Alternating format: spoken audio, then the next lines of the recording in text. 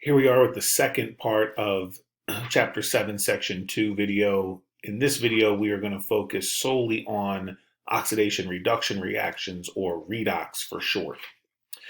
So redox reactions are an exchange of electrons, and you'll see a lot of the kind of mechanisms that I showed you in the last video, single replacement reactions, combination or synthesis reactions, fall into this category of oxidation reduction. You'll see that our task here in this video is threefold. First, being able to identify what is being oxidized and what species is being reduced in a particular reaction. We can do that by assigning oxidation states, and there are a set of rules for doing so. And so those are our first couple tasks in this unit. From there, we are going to finish it up with balancing redox reactions using the half reaction method. So a little bit more needs to be done to properly balance these than just add coefficients like we did in earlier part of this chapter. On that note, let's get started with some terminology here. You can see that often, and we'll certainly see this in the half reaction method for balancing, but it's helpful to think of redox reactions as two half reactions. Okay, so this synthesis reaction that's occurring here with the combination of sodium and chlorine to form sodium chloride, you can see I can break that up here into two half reactions. In the first half reaction, the sodium metal becomes a sodium ion or cation. And so in this case, it's also producing two electrons. As we know with ionic bonding, we're going to get that giving and taking, that exchange of electrons. So the sodium atoms lose electrons. The other half reaction is the chlorine gas, the diatomic molecule here, gaining two electrons to become the Cl- anion. So chlorine is going to gain an electrons. If something is oxidized, it loses electrons. So in this case, we would say the sodium is being oxidized or undergoing oxidation. If something is gaining electrons, like the chlorine here, we say it's been reduced. So this category of reactions is oxidation reduction. You can't have one without the other. So something is going to lose electrons, be oxidized, and something's going to gain electrons, be reduced. Additionally, sometimes we'll ask for not what is oxidized and reduced, but what is the oxidizing agent and the reducing agent. So these two concepts go hand in hand here. If some element or some atom is being oxidized, then it is also the reducing agent. So you can see here the sodium, which is losing electrons and being oxidized, it is also the reducing agent because it is providing those electrons to the chlorine that's being reduced. So the chlorine is gaining electrons, and so we say that's being reduced. Well, those electrons are coming from the sodium. So the sodium, while being oxidized, is also the reducing agent. It's the thing that's making the chlorine reduce. Okay, and vice versa with reduced and oxidizing agent. Just be mindful of what questions are asking for. Are they asking for oxidized and reduced, or are they asking for oxidizing agent and reducing agent? Either way, your process is going to be the same. Determine which thing is losing electrons and which is gaining electrons. So in some cases, it's not quite as clear as to what has gained and what has lost electrons. So to help, we assign oxidation numbers. Basically, an oxidation number is what the charge of the atom would be if it were an ionic compound. You can see here a set of rules for assigning oxidation numbers. First of all, an atom by itself, whether it's a diatomic or not, gets an oxidation number or oxidation state of zero. If it's a monatomic ion, you'll see here that we have to deal with both monatomic and polyatomic ions. It has the same oxidation state as its charge. Okay, and then here are some other rules for identifying oxidation numbers. At the end of the day, we often have to perform a quick calculation to determine the oxidation numbers of some elements, atoms that do not fit into these classifications. Okay, so for example here, as I look at the three examples I've provided, okay, so if I went back and looked at the rules here, I would be able to see that hydrogen has an oxidation state of +1 when combined with nonmetals, like it here is in this first example, H2S. So that means the oxidation state of hydrogen is +1. Okay, the last rule there says the sum of the oxidation numbers for all atoms in a molecule or atomic ion equals the charge. So in this case, in this molecule has no charge. So the sum of the oxidation states would equal 0. So I'm going to set up a little expression here and just do a quick solve. So I have two hydrogens that each have a +1 charge, plus the oxidation state of sulfur, which sulfur doesn't fall into any of the categories summarized in the rules above. But because of that, I can solve for it quickly here. Okay, so if I solve for x here, you'll see that x is going to equal a -2, and the oxidation state for sulfur is -2. Now, if I have a polyatomic ion, the sum is going to add up to the charge on that polyatomic ion. So in this next example, instead of setting my expression there equal to 0, I'm going to have to set it equal to -2. Okay, so if I looked at the rules above, I would see that oxygen has an oxidation state of -2. Okay, again, we don't know sulfur, so we're going to set up our expression here. X plus 3, there are 3 oxygens here, times a -2 oxidation state is going to equal, now instead of 0, it's got to equal -2, the charge of the polyatomic ion. Okay, so x minus 6 equals -2. So in this case, x is going to equal a +4. Okay. Lastly here, a little larger example here of an ionic compound with sodium sulfate. Okay, so sodium would fall into the category of its oxidation state being the same as charge, +1, oxygen is -2. Again, I do not know the sulfur here, so I'm going to do a quick calculation. 2 times a +1 oxidation state plus sulfur plus 4 oxygens, each with a -2. Now this is neutral, so I'm going to set that equal to 0. 2 plus x minus 8 equals 0. X will equal a +6 oxidation state. Okay? So that's how I need to be able to quickly and efficiently assign oxidation states, either because it's an atom that falls into the category there of the rules provided, or I can do a quick calculation to solve for the missing one. Now, this comes into play in order to determine in a reaction like the one you see here, what species are being oxidized or being reduced. Okay, so I need to be able to look at a reaction like this and quickly assign the oxidation numbers there, so I can see something here in this example is going to increase an oxidation state and something is going to decrease an oxidation state, or lose electrons and gain electrons. Now, the first rule tells me if I have an element by itself, it's 0, so this copper solid will have an oxidation state of 0. Okay, silver is +1, oxygen's -2. If I do a quick calculation here, actually I do not need to account for the coefficient since it affects everything the same. I would have +1 plus x plus 3 times a -2. Okay, then that means I have 1 plus x minus 6 equals 0. And my value here would be +5 for the oxidation state of nitrogen.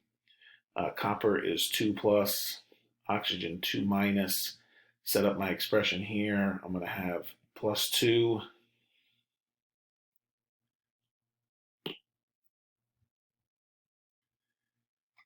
plus 2 times x. Now that 2 distributes in there, plus 6 times a negative 2 equals 0.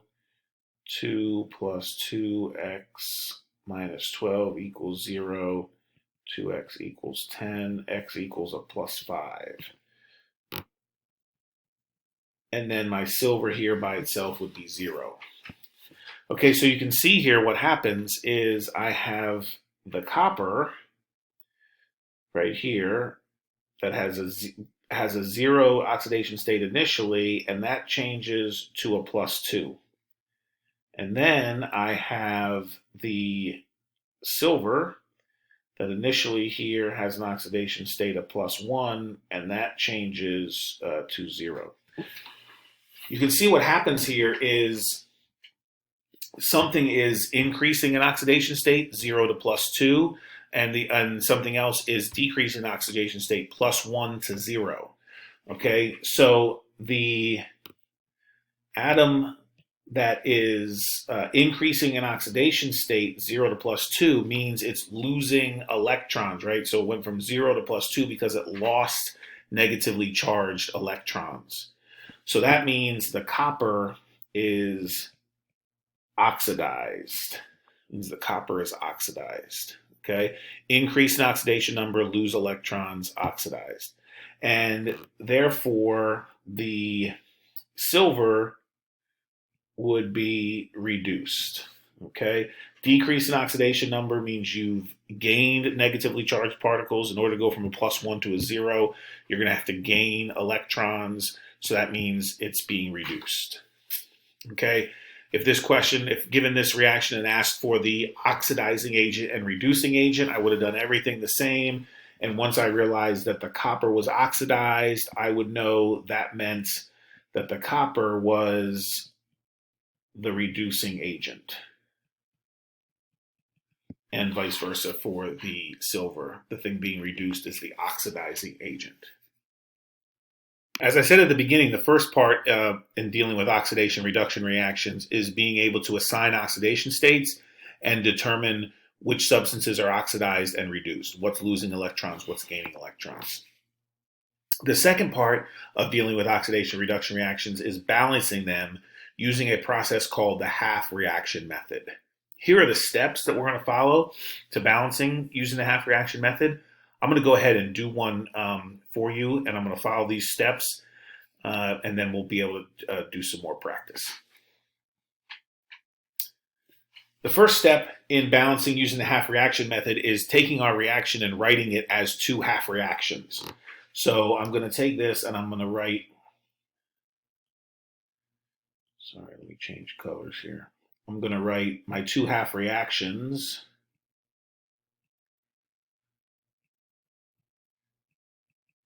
Hopefully are pretty clear to see there. They kind of jump out at you, how I would group those species in that reaction into 2 half reactions. So that's the first step. The second step is to balance any atom that is not oxygen or hydrogen. Any atom not oxygen or hydrogen. So in the first half reaction, you see on the left over here, I have 2 chromiums and only 1 on the right, so I need to put a 2 there to balance the chromiums. And you can see in both ions, I'm not looking at the charge, I'm looking about the number. And in this case, there are 1 iron on each, there's 1 iron ion on each side, so those are balanced. Step 3 is to balance the oxygen by adding water molecules. Okay, so if you see in this first half reaction on the left, I have 7 oxygens. So that means I need to add 7 water molecules to balance the oxygen. That does not come into play in the second half reaction because there are no oxygens that need to be balanced. So once I've done that, I've added hydrogen into the mix here clearly, which means I then have to balance the hydrogens that have been added by adding H+ ions. So I've added 7 waters to balance my oxygens. Well, that means I've added 14 hydrogens. So I have to come over here and add in 14 H+ ions to balance those hydrogens. Again, since I didn't add any water to the second half reaction, there's no need to add H plus ions to the second half reaction either. Next, I'm going to balance the charge. I'm going to do that by adding electrons. Since I'm going to add electrons, negatively charged particles, I'm always going to add them to the more positive side, the more positive side. So if you take a look here in my first half reaction, I have 14 plus charges plus 1 2 minus charge, right? So I have an overall charge here on the right side, on the left side of plus 12. Plus 12. On the right side, I have 2 times 3 plus charges. So I have 2 chromium 3 plus ions. So I have an overall charge here of plus 6. So in order to balance this charge, I need to add, the difference here is 6. So I'm going to have to add 6 electrons. And like I said before, I'm going to add that to the more positive side. So over here, I'm going to add 6 electrons. Symbol for an electron is at E minus. Now in my second half reaction, I haven't had to deal with the second half reaction for a few steps here. Now I do. I have to balance the charge. You can see the charge difference here is 1. So I need to add 1 electron to the right side, the more positive side. 2 things here at this point. If the electrons that you've added aren't on opposite sides of the arrow in the 2 half reaction, then something is not right. As we know, something has to gain electrons and something has to lose electrons. So that means electrons need to be on opposite sides of the arrows in the 2 half reactions.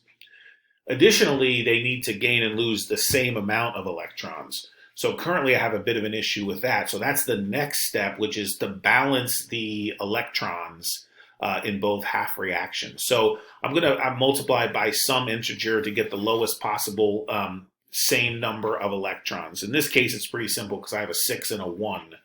So in order to get the same amount of electrons, I'm going to multiply everything in the second half reaction by 6 to get 6 electrons in the product side of the second half reaction. So that means I'm going to multiply everything there by 6, right? Because we want the electrons to cancel out, right? Because they are being exchanged from something is gaining, something's losing. But we want them in our balanced equation here to cancel out. The only way they can do that is to be on opposite sides of the arrow in the 2 half reactions and to have the same amount. That leads us to our final step here, which is putting this back together. Okay, I'm going to cancel out any substances that occur on opposite sides of arrows in the steps. So clearly here, the 6 electrons are going to cancel out here and here. Sometimes you may get a situation where you're going to cancel out waters and H plus ions if you had to add water to both half reactions. That's not the case here. Now I'm just going to put this all together and write it back out as one equation. 14H plus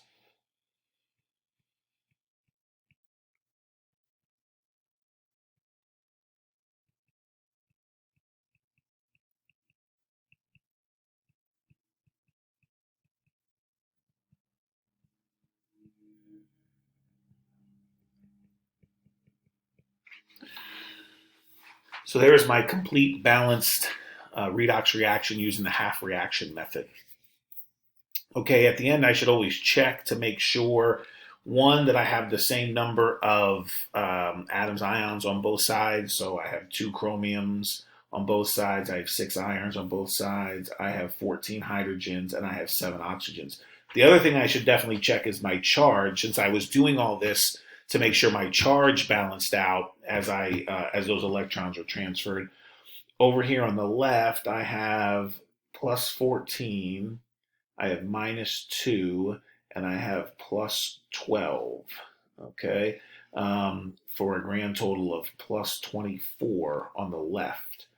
Here I have 6 times plus 3, so that's a plus 18, and 2 times a plus 3, so that's a plus 6, and once again, plus 24.